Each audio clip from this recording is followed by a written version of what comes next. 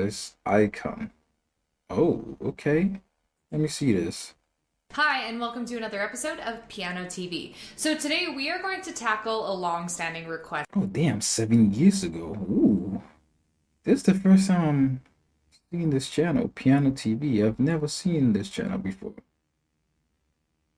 Wow, let's see. To do a history video on the composer Hey, Charles Pedals, what's up? Valentin Alkan. Now, Alkan was a composer in the Romantic period. He was French, he was Jewish, and he was friends with guys like Franz Liszt and Chopin. But he is not nearly as famous as Liszt and Chopin. I mean, you might not have even heard his name before. So what we're going to talk about today is his life, and we're also going to postulate on why he isn't as famous, just like do a little speculation. So let's get started. Charles Alkan was born in 1813 in Paris to a very musical family. Charles Alkan's dad was a musician by trade, and he also started a private musical school later in life.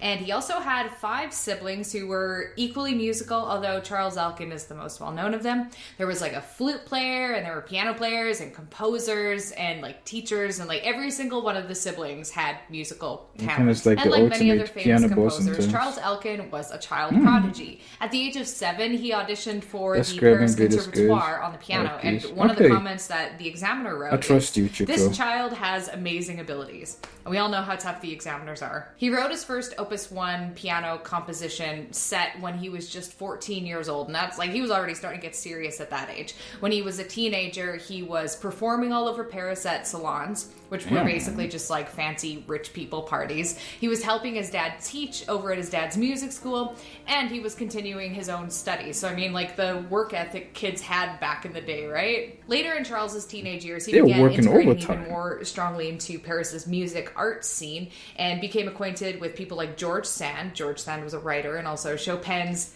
paramour, and Franz Liszt. They were all like late teenagers, early 20s when they met each other. Same with Chopin. So Charles Alkan met Chopin in 1832 when he was like around 20 years old, and they became fast friends. Charles continued writing and performing throughout his early 20s all across Paris, and he became pretty well known for it too. He was living at the Square d'Orléans, which is basically like an apartment block for famous people. Like Chopin lived there, and that's how they deepened their friendship. They got to see each other a lot and hang out, all that stuff. But in 1839, everything I think changed for Chopin is Charles still there. Alkan. He went on his first like retreat playing. from the public life. So a couple things happened to cause this. The first thing that happened was he had a son. His son's name was Eli Miriam Delaborde, and let's just say that Delaborde was not a natural born son. He was an illegitimate child to a Jon wealthy Snow. piano student of Charles Alkan's. But let us say no more of this. I mean, Yeah, honestly, why it was couldn't- Paris in the 1800s. It's not like no one had ever had an illegitimate child before. Yeah, Icon was like, hey, I caught me. I caught me. Hey, I was having fun. I was playing music. I was also having fun. Yeah, I'm in Paris. That's a city of love.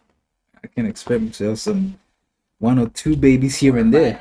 But Alkan took it pretty hard. Like, he was a pretty old-fashioned, strongly moral man. The birth of his son can't be blamed for like all of the reasons that Charles Alkan went into seclusion, though, even though it's clearly a pretty big part of it. Another part of it, though, was that Charles Alkan was pretty unhappy with the musical situation in Paris in 1839. It was kind of like all glam and bombast, and like everyone was trying to outstage each other and outplay each other, and that just wasn't his scene. Like, even on Alkan's best days, he was a traditionalist at heart, and he wasn't really a big fan of like modern music, so it just made him angry. So in the early 1840s, Charles moved away from the Square d'Orléans, which meant that him and Chopin weren't living in the same place anymore, which means they just started communicating by letters and like through friends, like, hey, if you see Chopin, tell him that I think he's awesome. And I mean, they kept missing each other at social functions too, because like Chopin was frail and he got sick a lot, so like Alkan would be somewhere and Chopin would be sick. And then Chopin would be somewhere and Alkan would be like reclusive. So I mean, hashtag introvert life. But in 1844, it's like Alkan saw the light and he decided like, I'm gonna come back out into the spotlight and do stuff again. So he started performing, and he got a lot of good critical accolades because he was really good. Like, he had basically basically spent 5 years training his technique, and the critics noted the admirable perfection of his piano playing. He also started teaching his young 5-year-old son piano lessons, and his son was destined to become a great performer and virtuoso, just like his father. So that was nice. Good guy. So, I mean, life was good for him. Again, people were starting to remember who he was, but unfortunately, this sort of revival in the public eye was pretty short-lived. Like, within 6 years or so, he'd be going back into another like seclusion from society, and a lot longer of one. The time was 1848, and things were tough for the average musician in Paris. There was the Paris Revolution, so musicians were like booking it, and there wasn't a lot of like performance opportunities for a musician, so it's a little harder to make money. But Alkan, he wasn't going to leave. Instead, he was gunning for the post of the head of the Paris Conservatoire. He was very, very passionate about getting this post because partly because he wanted to improve his financial situation, but he was also like a passionate musician and teacher, and he was like definitely well qualified for the post. But he had a rival, and his rival was Antoine Marmontel, who ended up getting the post. I mean, spoiler alert. But Charles Alkan was like pretty scathing of this guy. Like, he was like, he's mediocre, he doesn't know how to teach, he's a crappy musician. Like, he wasn't a very good piano player, granted. And Charles Alkan was almost definitely better qualified, but politics, sometimes, you know, people pull strings, there's biases. So for one reason or another, Charles Alkan didn't get the post, and he was like traumatized by that. And just to further compound his trauma and despair, Chopin died the next year in 1849 and lost a good friend. So in a letter that he wrote to one of his friends, he said, "I have lost the strength to be of any economic or political use." So by 1854, Charles had pretty much entirely disappeared from the public eye again, this time all the way until 1873. So like a 20-year period of just like not performing. Like, he just pieced right out. He didn't give up on being a musician. He was still doing a lot of writing. He just wasn't doing performing. And there's not a lot that people know about this time period for Alkan, but we do have like little bits and pieces from letters that he was sending back and forth to friends. So one thing that we knew about him was that he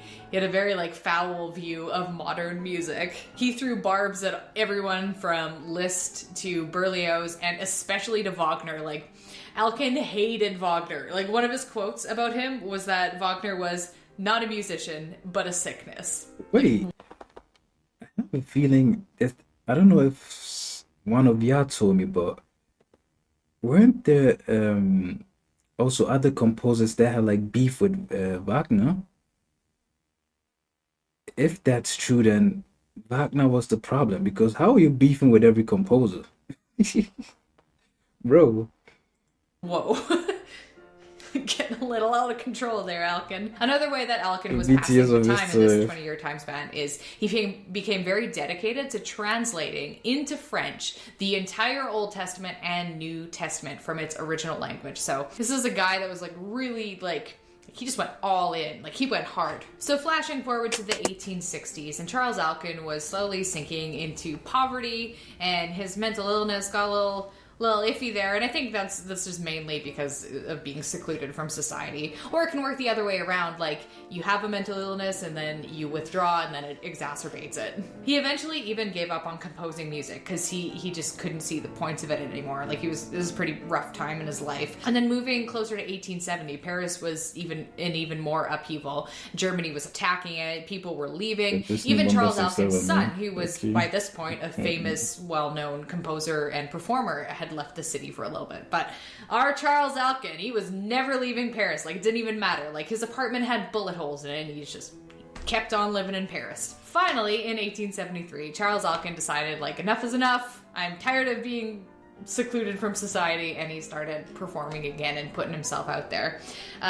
The famous Vincent d'Indy commented on Alkan's playing, saying that his performance of Bach showed expressive, crystal clear playing. He also commented on Alkan's Opus 110 Beethoven Sonata performance, saying, "It wasn't Liszt, like perhaps less perfect technically, but it had greater intimacy and was more humanly moving. So that just gives us a little bit of insight into the style of Alkan's playing. And that brings us to his death in 1888. I know that's like jumping ahead 14 years, but that, like, when I was researching him, that's basically like he performed a lot, he like got back into the public scene, and then he died. He lived to the old age of 74, which is like pretty good for the time. Like, it was a time where guys like Chopin only lived to the old age of 74, which is like pretty good for the time. Like, it was a time where guys like Chopin only lived to age 39, so like that's a pretty good accomplishment. For some reason, the fable of his death is that a bookcase toppled over on him when he was reaching for some religious book, but totally didn't happen that way. Apparently, he was discovered in his apartment,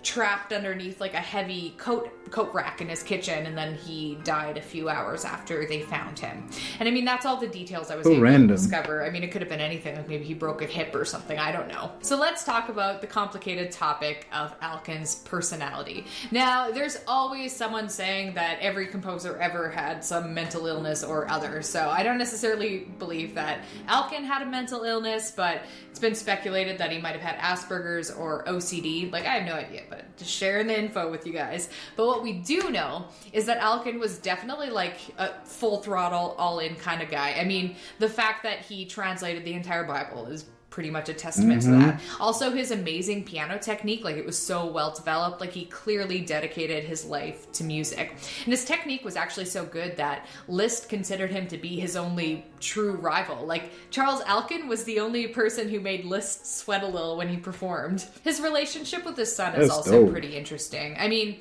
he never openly admitted that Delaborde was his son, but like, everyone knew. I get a feeling that their personal relationship with each other was fairly tense, but at the end of the day, they seemed to have a strong mutual respect for each other. And there did seem to be love in there too. I mean, Charles's son was always welcome at his house, even if they did have a bit of tension, and they performed together. And even after Alkan died, his son Delaborde was like still performing his dad's music and keeping it in the public ear. I mean, Alkan was a traditionalist, so there was probably a really big part of him that was super ashamed about Delaborde's entire existence. But I mean, he was also an overall decent guy who wanted to help out his son, so he probably just had these these two conflicting personality traits, like being a good guy, being like opposed to having illegitimate children, and being dishonorable. Alkan's traditionalist streak also set him apart from his contemporaries, who were very like flashy and fabulous. Like, he was definitely like, in everything. Like, his manner, the way he dressed, he was very old-fashioned, and he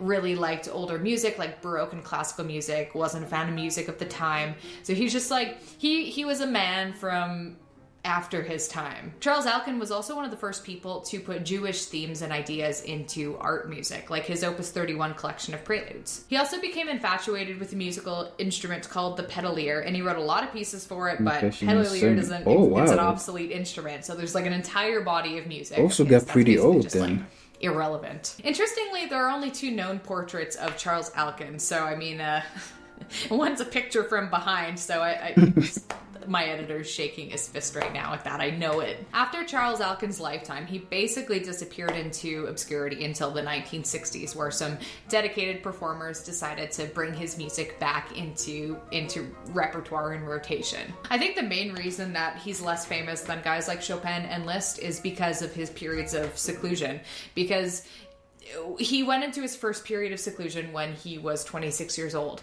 Before that, he had been building his career, becoming more and more well-known, but kind of like when he was like, before he ever really broke through that and became, I guess, like really famous, exploded in popularity, that's when he pulled back and went into, like, he withdrew from society.